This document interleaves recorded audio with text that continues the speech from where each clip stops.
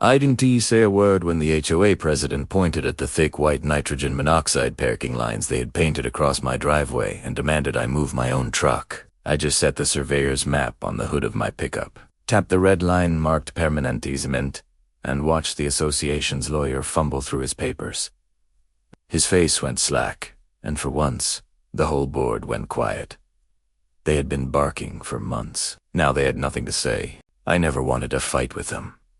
Honestly, when I moved here, I was looking for something as far away from arguments and petty bureaucracy as possible. My wife and I had been renting for years, and when we finally scraped together enough to buy, this little stretch of land at the edge of the subdivision felt like a blessing. It wasn't glamorous, but it was ours. The cabin sat low against a cluster of oaks, and the driveway cut straight through the edge of the neighborhood like a spine, leading to a back road that eventually opened up to the county highway. Every morning, I'd drink coffee on the porch, listen to birds, and feel that deep sense of relief that we'd finally found some stability. I didn't even mind that we were technically within an HOA's boundaries. At the time, they seemed harmless.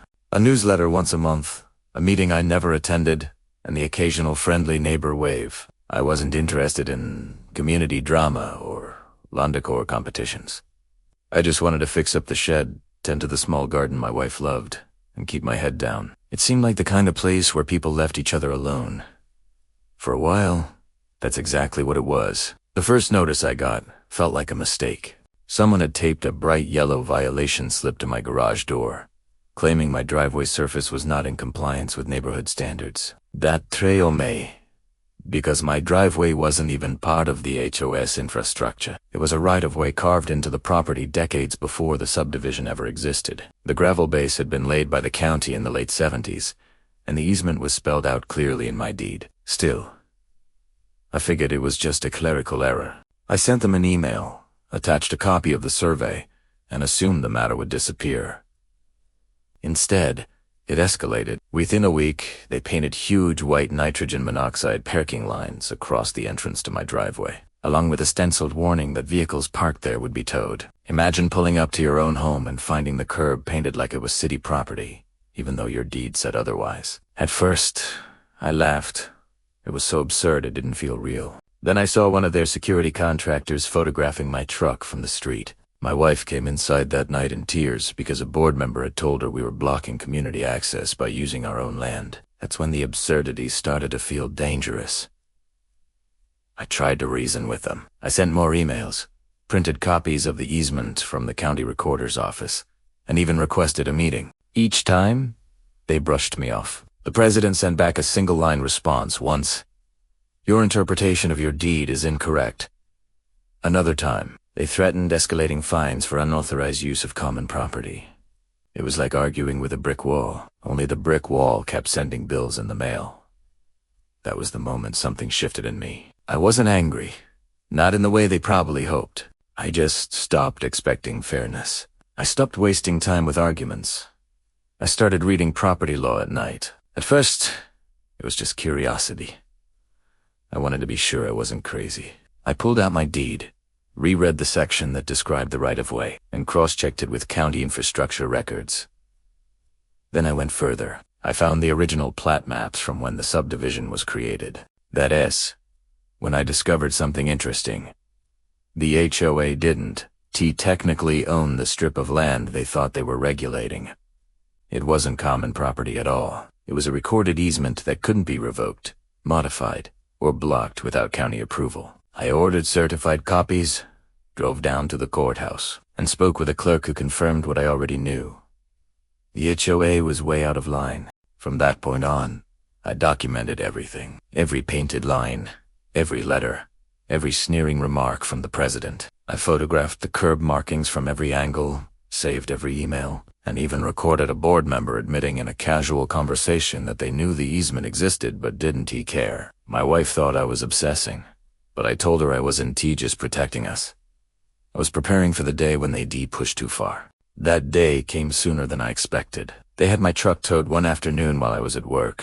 I came home to find it gone, and the towing notice claimed it was parked illegally on HOA-controlled property.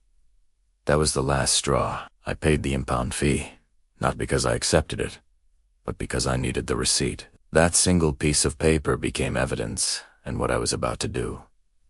At the next board meeting, I didn't raise my voice. I didn't argue.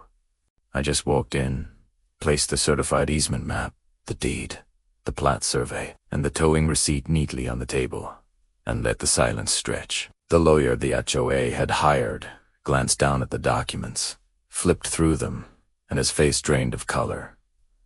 He knew immediately what it meant. The right-of-way was permanent, non-negotiable, and binding. The HOA had zero jurisdiction over it. Not only had they exceeded their authority, they had opened themselves to liability for interfering with recorded property rights. I could see the president's mouth opening and closing, but no words came out. Finally, their lawyer cleared his throat and muttered something about needing to review the matter. That was the moment I knew it was over. They had spent months threatening, fining, and humiliating us, and with a single set of documents, the entire foundation of their authority crumbled. The aftermath was quiet but satisfying. The painted lines were removed within a week. My impound fees were reimbursed, along with a written apology, not from the president, but from their legal counsel. The towing contractor quietly stopped patrolling anywhere near my driveway. Word must have spread, because neighbors who had avoided me for months suddenly started nodding politely when I passed. Some whispered apologies. Others just stayed silent. The HOA itself went through a quiet upheaval. 2 board members resigned, the president stopped showing up at meetings, and by the end of the year, the board had been reshuffled entirely. My life went back to normal, though with a subtle edge of satisfaction. I still drink my coffee on the porch in the mornings. My wife tends her garden. My truck sits parked where it always has. Right across those lines they thought they could control. They don't bother us anymore. Sometimes I catch the new board members glancing our way, as if reminding themselves not to poke that bear again. And me? I don't gloat. I don't bring it up. I just enjoy the quiet, because the truth is, I didn't buy this place to fight with anyone. I bought it to live in peace. But when they tried to take that from me, I reminded them in the only language they understand that peace, I assenti, something they get to grant or revoke. It's written into the land itself, and I hold the permanent right of way.